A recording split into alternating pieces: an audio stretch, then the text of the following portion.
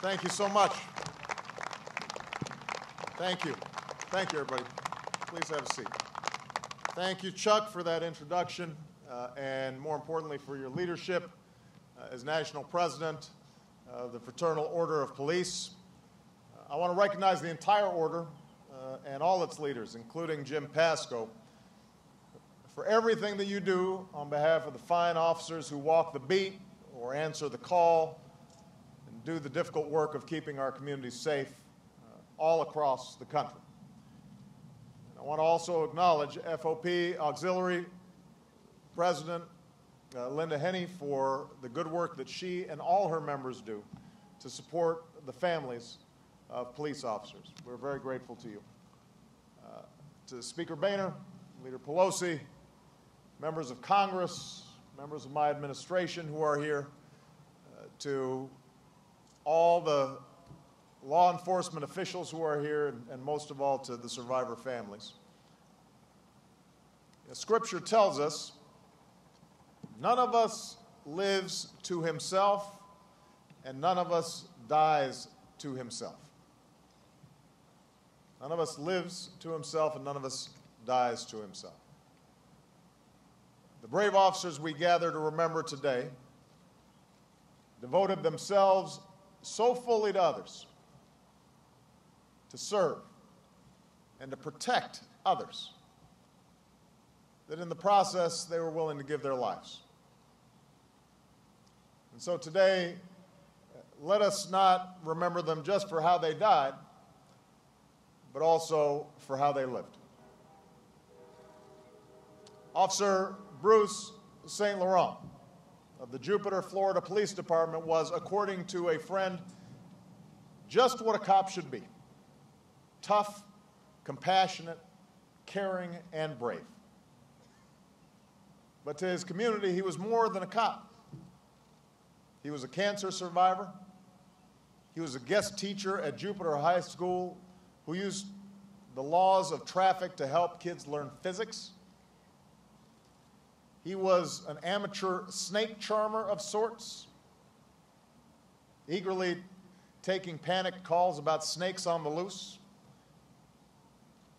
And at Christmas time, he loved being Santa Claus for the kids in the local Head Start program. I have the privilege of working with some of the nation's finest law enforcement officers and professionals every day, and I'm perpetually mindful of the sacrifices they make for me and for my family and for other leaders and visiting dignitaries, but never more so than when I was told that Officer St. Laurent was struck and killed by another vehicle while driving his motorcycle as part of my motorcade. Bruce was a loving husband to Brenda, a doting father to Larry and Albert and Lenny and Chartel, and he'll be missed so deeply by his family at home and by his family in the force. And the police officers who came from all over the country to attend Bruce's funeral, some bringing their motorcycles as far away as California, they're a testimony to how much he'll be missed. Like Bruce, Deputy Sheriff Barbara Ann Pill of Brevard County Sheriff's Office in Florida was a force for good in her community, remembered as a behind-the-scenes hero by those who knew her. Because for Barbara, helping others was never a question. Before joining the force, she counseled abused children and helped families struggling with domestic abuse. That passion served her and led her to a career in law enforcement and inspired her two sons to follow. So when Barbara was shot while investigating a suspicious vehicle last spring, not only did her husband Steve lose his partner of more than 30 years, the town of Melbourne and the nation itself lost one of its most dedicated citizens. All of you in law enforcement, you devote your lives to serving and protecting your communities. Many of you have done it for your country as well.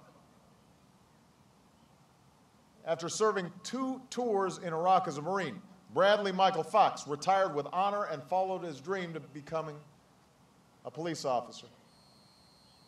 He'd been with the Plymouth Township Police Department in Pennsylvania for 5 years when he was shot and killed pursuing a suspect last September. It was the day before his 35th birthday and 6 months before the birth of his son. Nothing will replace the enthusiasm that he brought to his job or the tremendous pride he had in his family.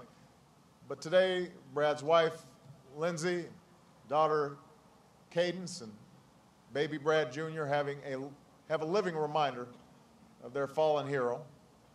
That's Brad's K-9 partner, a trusty shepherd named Nick, who Lindsay adopted into the family when he retired from the force last fall.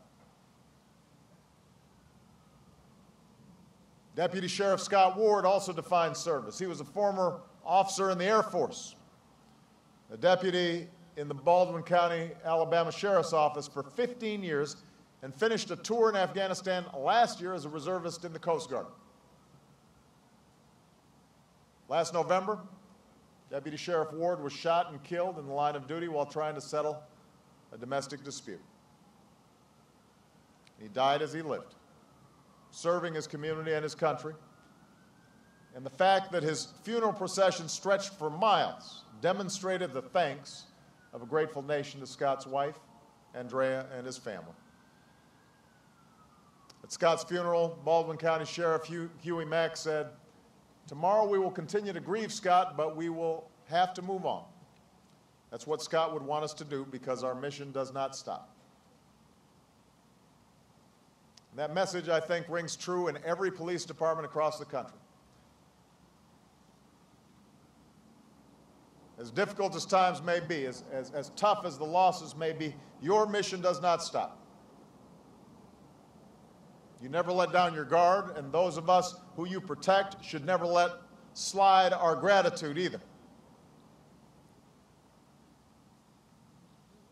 We should not pause and remember to thank first responders and police officers only in the wake of tragedy. We should do it every day.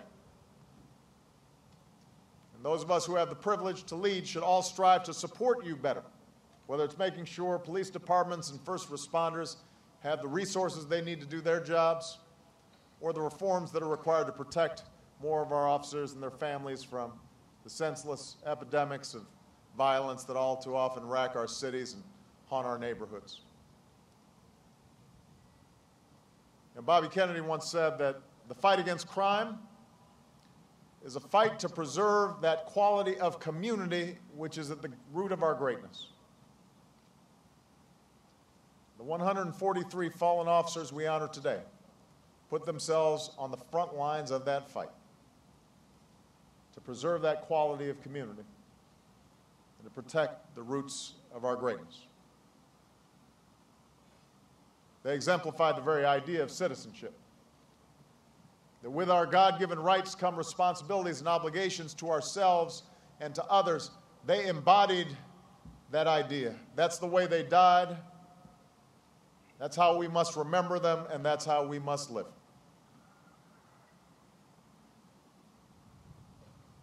We can never repay our debt to these officers and their families. But we must do what we can with all that we have to live our lives in a way that pays tribute to their memory. That begins, but does not end by gathering here with heavy hearts to carve their names in stone, so that all will know them and that their legacy will endure.